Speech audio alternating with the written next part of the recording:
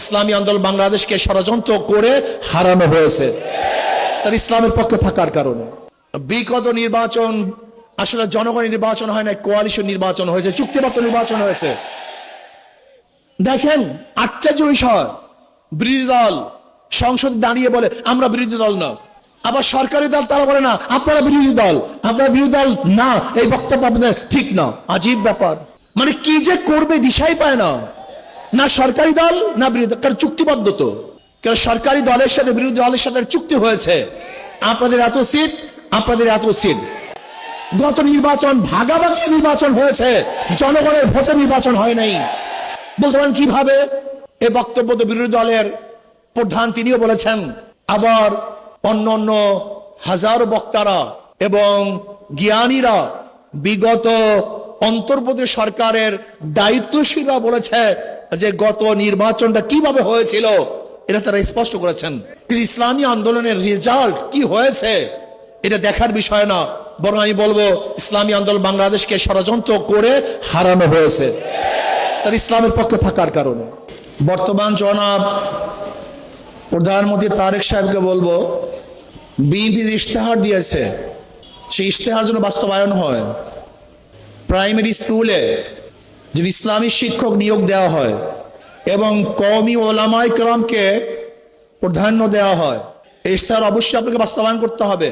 ইদানিং আবারও বিগত সরকারের মতো জঙ্গি নাটক সাজানো হচ্ছে। বিগত অন্তর্বর্তী সরকারের সময় কোনো জঙ্গি ছিল না, হঠাৎ জঙ্গি কোথা থেকে এসছে? আপনি কি জনগণকে অন্ধ মনে করেছেন? আবারও সেই জঙ্গি নাটক, আবার সেই সন্ত্রাসী হামলা, আবারও দেশটাকে ধ্বংস করার চক্রান্ত চলতেছে। আপনারা বক্তব্য দিয়েছেন মদিনা সনদ অনুযায়ী দেশ করবেন, আমরাও চাই আপনাদের বক্তৃতা অনুযায়ী সেই মদিনা সনদ অনুযায়ী দেশ পরিচালনা করেন। মুখে বলবেন একটা, বাস্তবতা হবে না, জনগণ তা মেনে নিবে না। আপনারা ভেবেছেন ইসলামী আন্দোলন বাংলাদেশ নিঃশ্বাস হয়ে গেছে, তারা বিলুপ্ত হয়ে গেছে?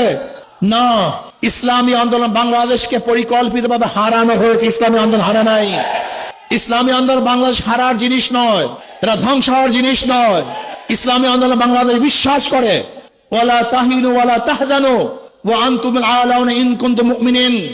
ইসলামী আন্দোলন বাংলাদেশ বিশ্বাস করে আগামী দিনে ইসলাম নিয়ে বাংলাদেশ ইসলামী রাজনীতি করবে ইসলামী আন্দোলন বাংলাদেশ।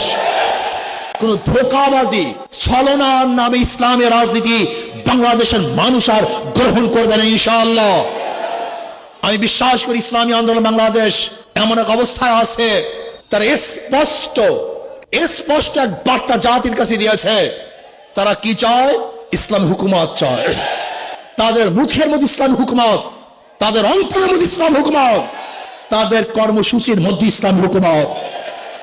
আমি বিশ্বাস করি ইনশাআল্লাহ আজকে হোক কালকে হোক, একদিন না একদিন ইনশাআল্লাহ ইসলাম হুকুমত এদেশে হবেই হবে, হবেই হবে, হবে হবে ইনশাআল্লাহ।